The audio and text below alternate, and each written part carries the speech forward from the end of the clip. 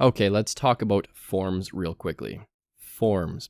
Now, we are going to be spending a little bit of time on forms, but it's not actually going to be incredibly useful to us.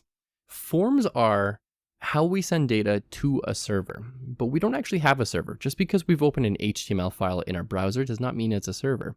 A server usually runs a programming language like Python or PHP, Java, C, some other proper programming language. We're using not a programming language. HTML is not a programming language. It is a scripting language. And thus we don't have a server. We don't need a server to run it. However, forms are important for creating contact forms, update forms, login forms, sign up forms, forgot your password forms, things like that.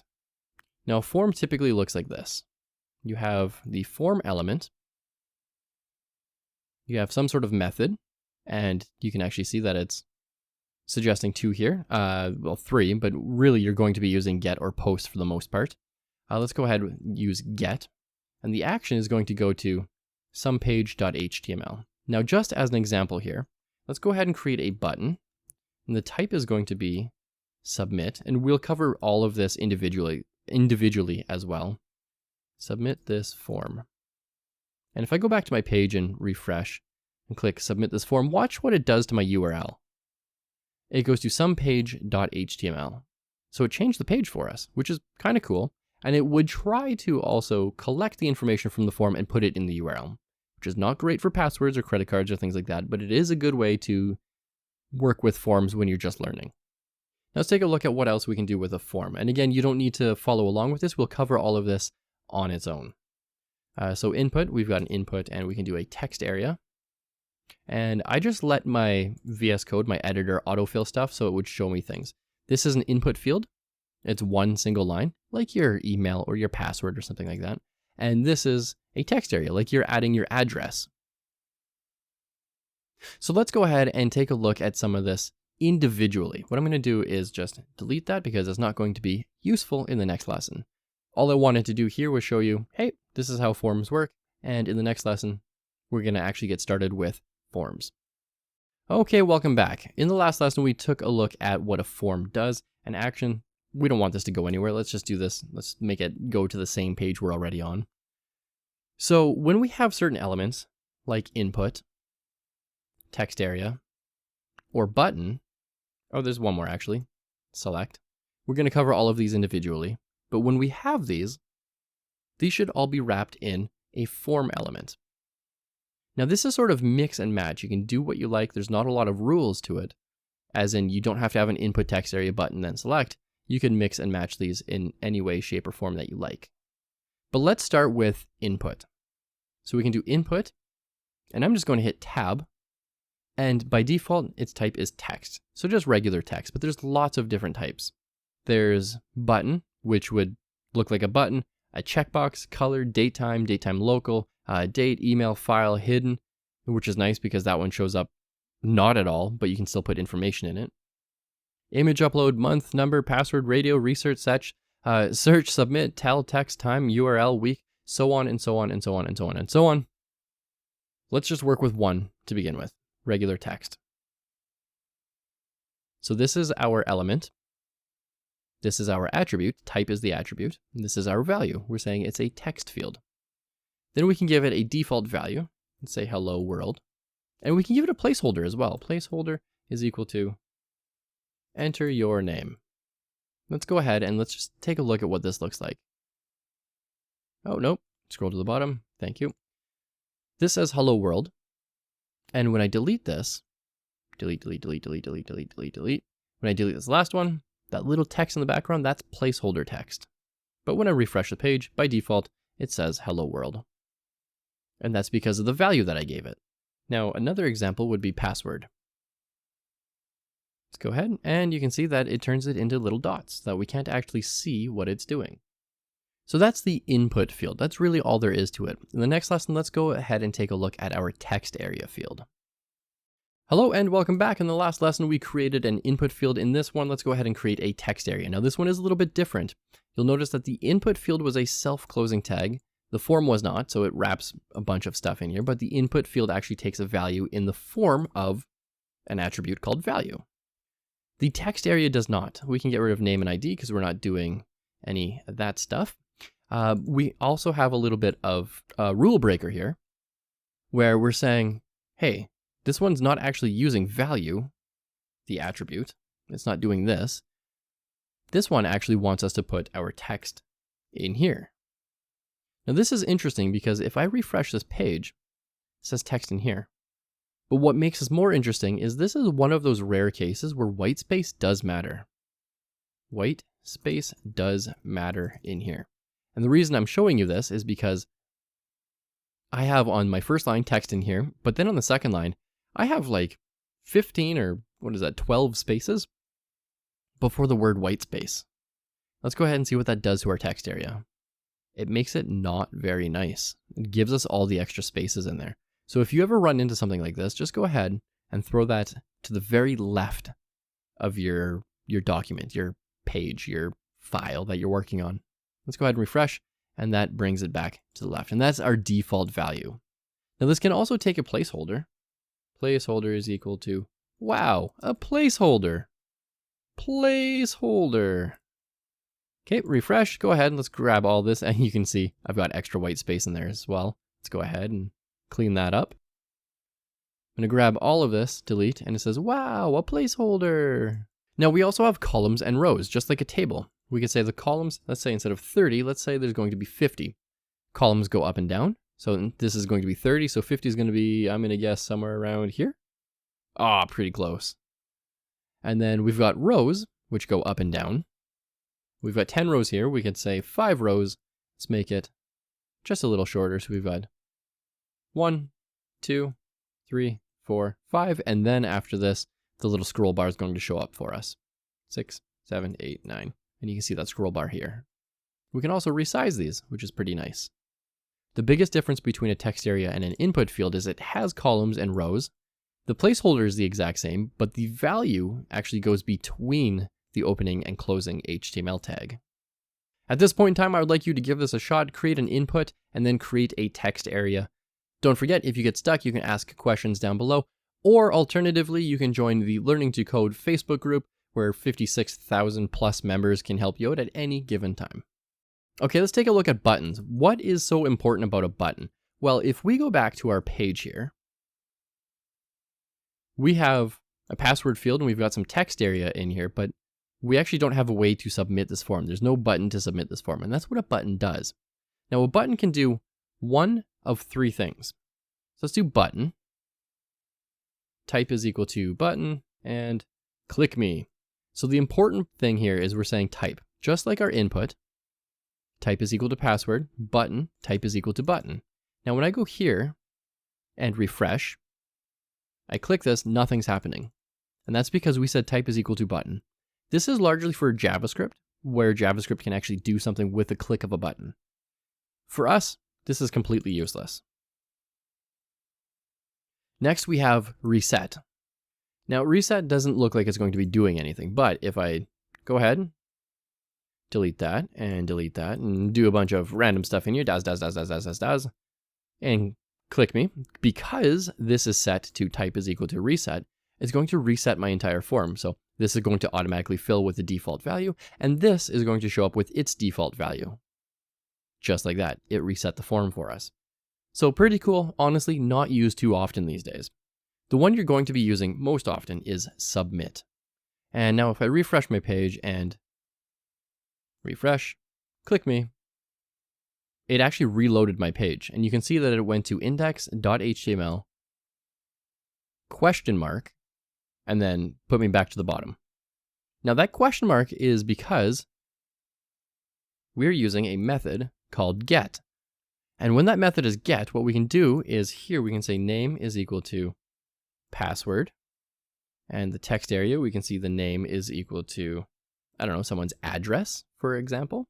Let's go ahead and refresh this page. And when I submit this form once more, you can see the password is equal to hello world. That's what shows up in here. And the address is equal to text in here, a new line, white space does not matter in here. And so that put it in our URL. Now this is actually a really, really bad practice. Don't put things like your password in your URL ever. That's not really something you need to be too concerned with right now, but I am going to preach it just so that you're familiar with sort of how security works. If you ever put a password or a credit card or a social insurance number, social security number in your URL, Google can take that URL and store it on the internet, and it won't know better. It will think it's a legitimate page. Not just Google, but Bing or other search engines, bots will be able to submit the form and get that information as well.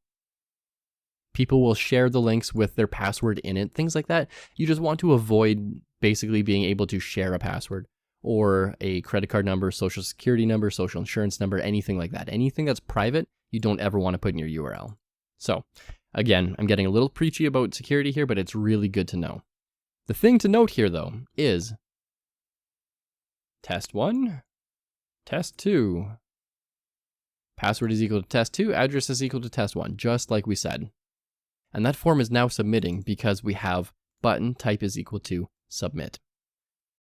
Okay, let's go ahead and look at drop-down options. Now this one is really interesting. I really like this one, but before we do that, let's clean this up just a touch because our form is looking a little bit gross, and I'll show you what this looks like before and after. So I'm going to add a bunch of divs in here, knowing that a div is a dummy element. It does absolutely nothing, but it is a block element, so it's going to sort of put these on their own lines. And let's do this as well, div. And this is what our form looked like at first. I'll zoom in here. This is what our form looked like at first, and when I refresh the page, that's on its own line, own line, own line. So that's a little bit better in my opinion. Let's go ahead and create one more div in here just so that we can have a select element. And this select element is pretty interesting. So what we can do is name, we can give it a name, selected underscore option. We don't need to give it an ID. And this one's interesting because it works a little differently than the input and text area.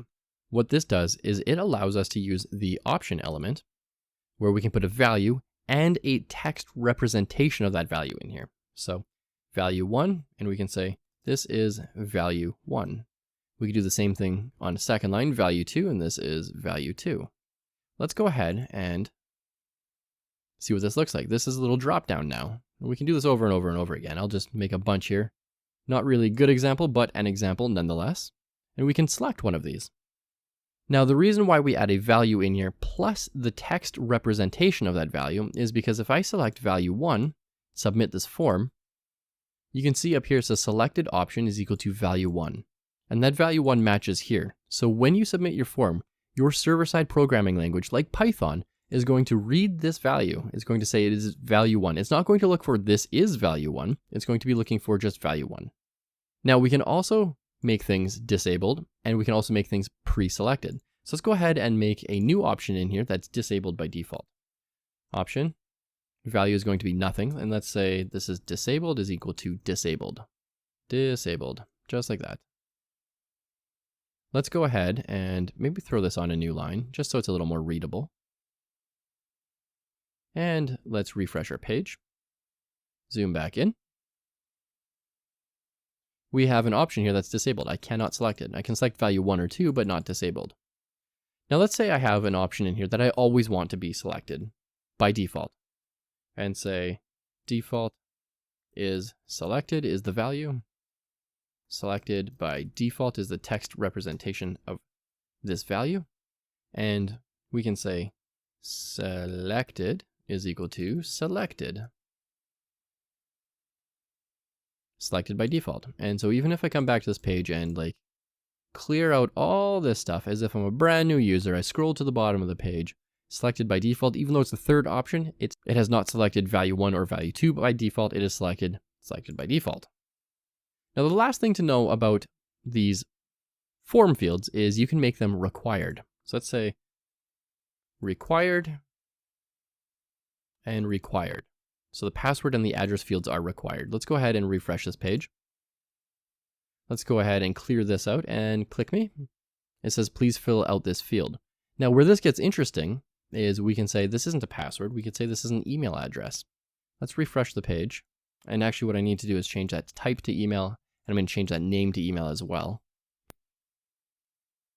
So the default value is hello world, but if I click this, please include an @ in the email address. It knows that it's looking for an email address. hello world at something.com. Okay, so validation passed this first one. It didn't pass the second one. It wants me to fill out this field here. Once I fill that out, it will submit the page or submit the form for me. Now, this is forms in a nutshell, and forms are incredibly important. They're also quite complex. So I would highly recommend just taking a few minutes and messing around with it. Now, it's not going to be immediately applicable to you right now until you start working with a server-side programming language, again, like Node.js, Python, C, PHP, something like that. But you can still get hands-on practice understanding that something can be required, that it has a name, that it could go in the URL if it's a GET method, that the type could be email, password, text, reset. This could even technically even be button if we wanted it to. Let's change that to button and see what happens there. Changes it to a button. Although I like using this form of a button, it's a little more explicit, verbosely named even. And yeah, so just give this a shot and play with it a little bit. Don't try to achieve anything in particular. Just try to break things. See what happens when you type cols is equal to 500 or 1. See if that looks any different. Or rows, or see if you can make this selected, the select element required as well. Go ahead and just play with that. There's no goal here, but I would say spend at least 10 minutes playing with this and just getting an idea of how this works, because these are incredibly important down the road. Okay, welcome back. Let's take a look at embedding some sort of content. Now we do this typically with an element called an iframe. An iframe takes an SRC and a frame border. Well, it actually takes a lot of different things, but the frame border is going to be 0 because we don't want a border around it, but let's add that border in there anyways. And let's do SRC is equal to HTTPS caleb.io. Let's see if this even works. Yeah, my website won't let you do that, but you can see that there's a frame border around here, and the example is frame border 1 versus frame border 0. We like frame border 0 these days. It just looks a little bit better. But let's go ahead and add like a YouTube video. So I'm just on the Coding for Everybody YouTube channel. Let's go to the Web Development Fundamentals. Let's pause that. And if I go ahead and click share, I can share on Facebook, Twitter, or I can click embed, and it gives me an iframe, a bunch of code. And I can just copy that. And let's delete this iframe. Paste that in here. And you'll notice it's an iframe. It has a width and a height as well. Its source is the YouTube URL, so www.youtube.com/embed/JYRKIHDGJ-A. That's the unique video ID, I guess. Frame border of 0. YouTube also doesn't want us to have a frame border. And allow a bunch of other things in here, which we can get rid of. Except allow full screen. Let's keep that in there. That seems useful. And so we can go back to our page and refresh. And look at that. We have a YouTube video on our page, just like that. And that's literally as easy as it gets. So that one's literally copy and paste. But let's see what happens when we do width of 900, but the height stays the same at 315. Gets a little bit squishy there, doesn't it? Let's say the width is going to be 900 and the height is 100. And now it actually looks like it's getting cut off a little bit. So there are ways to control this. And I'm going to undo that because YouTube suggested the right dimensions for me. And I can just go ahead and play this, and it just works for me right out of the box. Now, what I would like you to do is go find a YouTube video, click that share link or that share button, and then get the iframe and put it in your page. I want you to get a little bit of experience with this because in the next video, we're going to dive into your final project where you're going to need to use an embed, such as an iframe. Okie dokie, welcome back. We are finally at your final project for HTML 201. Now, here's what I want you to do, is I want you to create a page layout. So I want you to have some sort of header, a navigation section, and a content section. And it has to have a layout, and it has to use tables, or a single table, multiple table. It doesn't matter. I'll leave that up to you. Your navigation should have at least one link to another existing page of yours. Your content area should have an image, a paragraph, a header, and a YouTube video. Lastly, your footer should have a copyright symbol and the year that you've created this page. So it could be like copyright 2020, copyright 2025. And then when you're done that, I would like you to take a screenshot of your page and share it with the rest of the class. I think it's really useful to get some feedback. If you don't want to share it with the class, that's okay. You can always go to the Facebook Learning to Code group and share it with the group and get some feedback there as well. But feedback is absolutely vital. And don't be too nervous about feedback. Thousands of people do this every single day. It's totally okay. We can give you all sorts of positive feedback to help you, write better code, to make things look a little bit better, a little bit more modern, things like that. It's always nice to have another pair of eyes on your code. So go ahead and give this a shot. What I'm going to do is I'm going to pause this video for about, 5 seconds or so, and then I'm going to create my version of this right in front of you. So go ahead, pause the video here, and you know what? If you get stuck, you can just watch me do mine, and then you can try it on your own as well. But I highly recommend that you try it on your own first. Make your brain sweat a little bit. That's really, really important. Okay, let's go ahead and create our project page. So I'm going to go to File, New File, and let's change this from plain text to an HTML file. And the first thing I need to do is create that HTML5 structure. This document is going to be called Caleb's Project. And the first thing we needed in here was to create a page layout using tables or a table.